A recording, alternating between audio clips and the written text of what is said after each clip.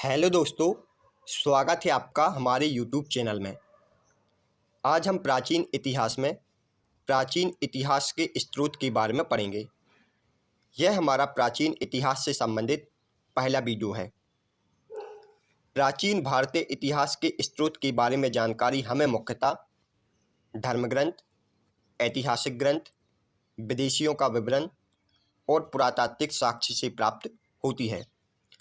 पुरातात्विक साक्ष्य के अंतर्गत हम अभिलेखों और सिक्कों का अध्ययन करते हैं।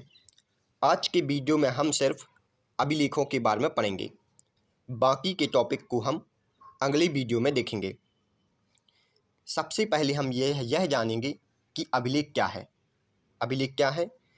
पत्थर अथवा धातु जैसी अपेक्षाकृत कठोर सतहों पर उत्कीर्ण पाठन सामग्री को अभिलेख कहते हैं और अभिलेखों के अध्ययन को एपिग्राफी कहा जाता है। अभिलेखों के अध्ययन को क्या कहते हैं? एपिग्राफी। सबसे पहले हम बोगाचकुई अभिलेख के बारे में जानेंगे, क्योंकि यह अभिलेख सबसे प्राचीनतम अभिलेख है। बोगाचकुई अभिलेख सबसे प्राचीनतम अभिलेख है। यह अभिलेख 1400 ईसा पूर्व में मध्य एशिया के बोगाचकुई से प्राप्त हुआ था और बोगाचकुई को एशिया माइनर भी कहा जाता है। एशिया माइनर नामक स्थान वर्तमान में सीरिया में स्थित है। इस अभिलेख से वैदिक देवता मित्र, वरुण, इंद्र और नासत्य के नाम मिलते हैं और नासत्य को अश्विनी कुमार भी कहते हैं। अगला अभिलेख है हेलियोडोरस का अभिलेख। हेलियोडोरस का अभिलेख मध्य प्रदेश के विदिशा जिले से प्राप्त हुआ था। इस अभिलेख का निर्माण 110 ईसा पूर्व में हिलडोरस ने करवाया था। अब यह हिलडोरस कौन है? हिलडोरस 9वें शुंग राजा भागवद्र के दरबार में यवन राजा अंतलिखित का राजदूत था। हिलडोरस कौन था? यवन राजा अंतलिखित का राजदूत, जो 9वें शुंग राजा भागवद्र के दरबार में अपनी सेवा दे रहा था। इस अभिलेख से भारत में भागवत धर्म विकसित होने का प्रमाण मिलता है। भारत में भागवत धर्म विकसित होने का प्रमाण किस अभिलेख से मिलता है? हिलडोरस के अभिलेख से। हिलडोरस के अभिलेख को गरुड़ स्तंभ लेख भी कहते हैं और लोक भाषा में इसे खाम बाबा के नाम से जाना जाता है। अगला अभिलेख है सोहगोरा अभिलेख। सोहगोरा अभिलेख उत्तर प्रदेश के गोरखपुर जिले से प्राप्त हुआ था। सोहगोरा अभिलेख दुर्भिक्ष की जानकारी देने वाला अभिलेख है। इस अभिलेख में संकट काल के समय जनता के उपयोग के लिए 3 कोष्ठागारों को बनाने का उल्लेख किया गया है। अगला अभिलेख है भीतरी स्तंभलेख। भीतरी स्तंभलेख उत्तर प्रदेश के गाजीपुर जिले से प्राप्त हुआ था। इस अभिलेख का निर्माण 5वें गुप्त शासक स्कंदगुप्त द्वारा करवाया गया था और यह अभिलेख भारत में होने वाले हूण आक्रमण की जानकारी देता है। भीतरी स्तंभलेख उत्तर प्रदेश के गाजीपुर जिले से प्राप्त हुआ था। इसका निर्माण 5वें गुप्त शासक स्कंदगुप्त ने करवाया था और यह अभिलेख भारत में होने वाले हूण आक्रमण की जानकारी देता है। अगला अभिलेख है एरण अभिलेख। एरण अभिलेख मध्य प्रदेश के सागर जिले से प्राप्त हुआ था। इस अभिलेख के द्वारा सती प्रथा का प्रथम लिखित साक्ष्य प्राप्त होता है। सती प्रथा का प्रथम लिखित साक्ष्य किस अभिलेख से प्राप्त होता है? एरण अभिलेख से। इस अभिलेख का निर्माण शासक भानुगुप्त ने अपने मंत्री गोपराज की याद में करवाया था। एरण अभिलेख का निर्माण किसने करवाया था? भानुगुप्त ने। गोपराज युद्ध में लड़ते हुए वीरगति को प्राप्त हुआ था। इस कारण गोपराज की पत्नी सती हो गई थी। इस कारण भानुगुप्त ने अपने मंत्री गोपराज की याद में एरण अभिलेख का निर्माण करवाया था। अगला अभिलेख है हाथीगुफा अभिलेख। हाथीगुफा अभिलेख उड़ीसा के भुवनेश्वर में उदयगिरी की पहाड़ी से प्राप्त हुआ था। यह अभिलेख कलिंग राजा खारवेल से संबंधित है। अब यह खारवेल कौन था? खारवेल चेदी वंश का एक शासक था। हाथीगुफा अभिलेख एक तिथि रहित अभिलेख है। हाथीगुफा अभिलेख किस प्रकार का अभिलेख है? तिथि रहित अभिलेख। अगला अभिलेख है मंदसौर अभिलेख। मंदसौर अभिलेख मध्य प्रदेश के मंदसौर जिले से प्राप्त हुआ था। यह शासक यशोवर्धन से संबंधित था और यशोवर्धन को विष्णुवर्धन के नाम से भी जाना जाता था। यह राजा गुप्त साम्राज्य के सामंत के रूप में शासन कर रहे थे। यशोवर्धन गुप्त साम्राज्य के सामंत के रूप में शासन कर रहे थे और इन्हीं ने ही मंदसौर अभिलेख का निर्माण करवाया था।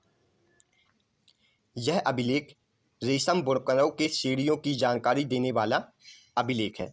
रेशम बुनकरों के बारे में जानकारी कौन सा अभिलेख देता है? मंदसौर अभिलेख। अगला अभिलेख है जूनागढ़ अभिलेख।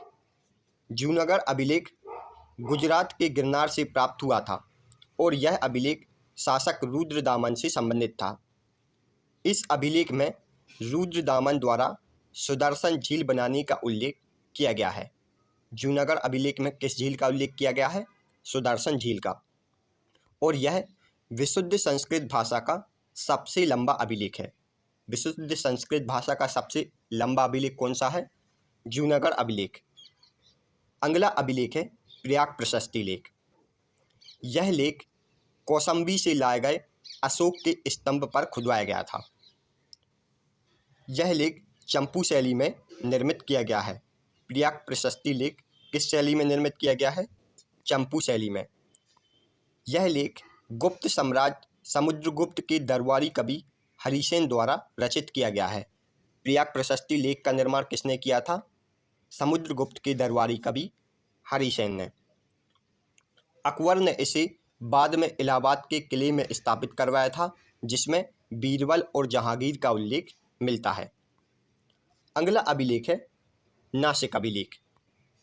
यह अभिलेख महाराष्ट्र के नासिक जिले से प्राप्त हुआ था। यह अभिलेख गौतमी पुत्र सातकर्णी की माता गौतमी बलश्री से संबंधित था। नासिक अभिलेख किससे संबंधित था? गौतमी बलश्री से। सातवाहन शासक का पूरा इतिहास इनके अभिलेखों के आधार पर लिखा गया है और नासिक अभिलेख सातवाहन शासक के इतिहास को बतलाने का कार्य करता है। अगला अभिलेख है ऐहोल अभिलेख। यह कर्नाटक के बीजापुर से प्राप्त हुआ था। ऐहोल लेख के रचयिता रविकीर्ति हैं। ऐहोल पर जो लेख लिखा गया है वह किसने लिखा था? कवि रविकीर्ति ने। ऐहोल अभिलेख का निर्माण चालुक्य शासक पुलकेशन द्वितीय ने 635 ईस्वी में करवाया था। अगला अभिलेख है ग्वालियर अभिलेख। ग्वालियर अभिलेख मध्य प्रदेश के ग्वालियर से प्राप्त हुआ था। यह प्रतिहार नरेश भोज से संबंधित था और इस लेख के रचयिता भट्ट धनिक के पुत्र बालादित्य थे। ग्वालियर अभिलेख नरेश भोज से संबंधित है और इस लेख के रचयिता भट्ट धनिक के पुत्र बालादित्य थे। अगला अभिलेख है देवपारा अभिलेख। देवपारा अभिलेख सेन शासन विजयसेन से संबंधित था। विजयसेन कौन था? विजयसेन बंगाल का शासक था। अगला है अयोध्या अभिलेख। अयोध्या अभिलेख का निर्माण पुष्यमित्र शुंग के दरबारी कवि धनदेव ने करवाया था। इस अभिलेख में शुंग द्वारा 2 अश्वमेध यज्ञ कराए जाने की जानकारी प्राप्त होती है। अगला अभिलेख है महास्थान अभिलेख। यह बांग्लादेश के बोगरा जिले से प्राप्त हुआ था। इस अभिलेख में चंद्रगुप्त की बंगाल विजय का वर्णन किया गया है। अगला है नानाघाट अभिलेख। नानाघाट अभिलेख का निर्माण पुष्यमित्र शुंग के दरबारी कवि धनदेव ने करवाया था और यह अभिलेख महाराष्ट्र से प्राप्त हुआ था। Thanks for watching.